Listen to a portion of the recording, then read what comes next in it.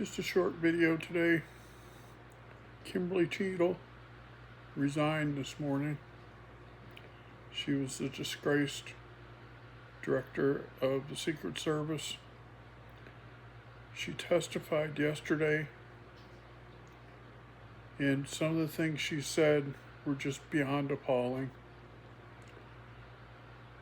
Yesterday was 9 days after the events in Butler, Pennsylvania, where a person took a shot at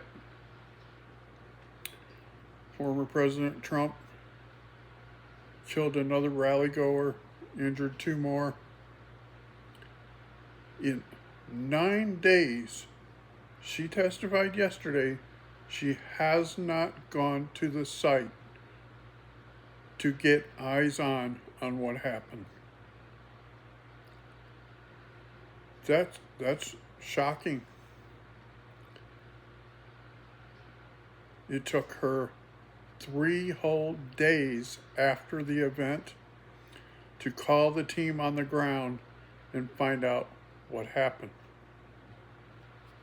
That's kind of scary. And representatives from both Democrats and Republicans wanted to know. She kept talking about this report that was coming, and they wanted to know when the report would be available so they could take measures to correct the failures. And she said, at least 60 days. AOC pointed out to her that we're 100 days out from an election, and that saying the report will be available in 60 days is not acceptable, which I kind of was surprised that AOC would say something like that against one of her own. But it seemed like both sides yesterday were just really incensed. And it was also pointed out that a week prior to yesterday, the committee subpoenaed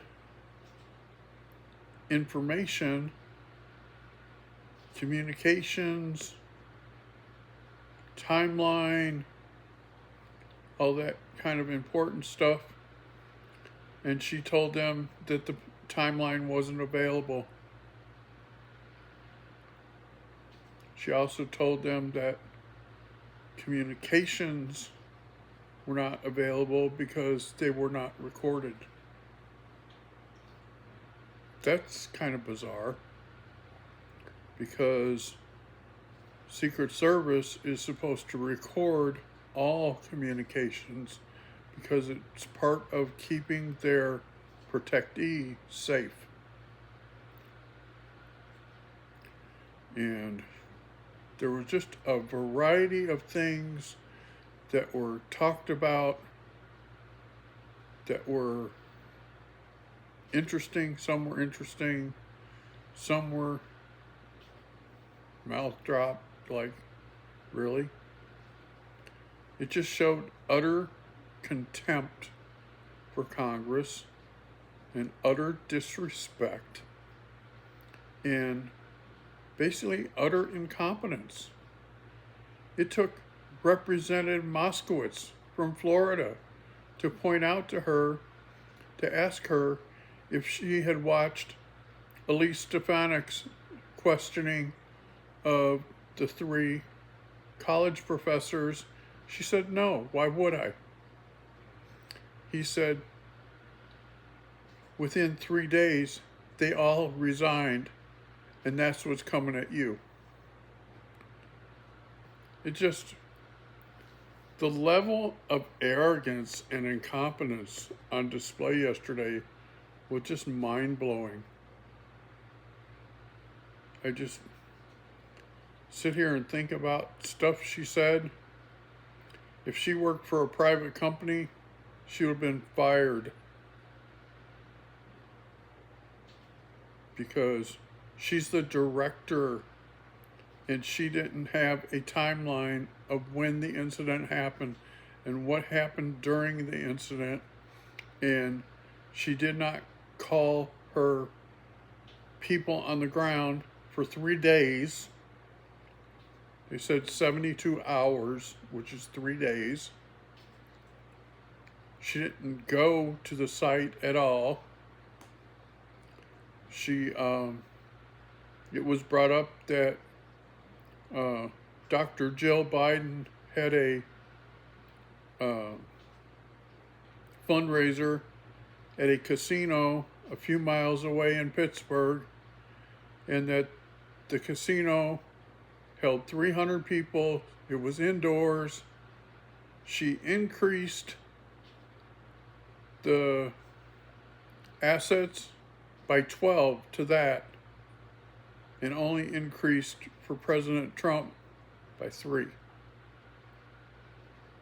Also, she stated that she knew that the Iranians had an open and active assassination plot against the president, President Trump. She said she knew that. She also said that crooks had a rangefinder, had a gun, was up on a building laying prone, and that she did not consider that to be a threat. She said that's a suspicious person. It's like, really? A person with a gun up on a roof, laying prone with a rangefinder is just suspicious? That just blew my mind. Plus, his car was filled with explosives. Plus, he had another explosive bag near a gas pipe, and he had a remote control sitting next to his phone right in front of him. So when they say he acted alone, I don't believe it, because here's the interesting thing. It's well reported that an hour after he was taken out, all of his social media sites were scrubbed. An hour after he was taken out. Also, he did some commercials for BlackRock. And there are some geolocations that show that he went to DC within a half a block of the FBI building, and that he met with someone in that same vicinity 12 different times. So, lots to look into here. So, that's what I have for you now. We'll talk again later. Bye.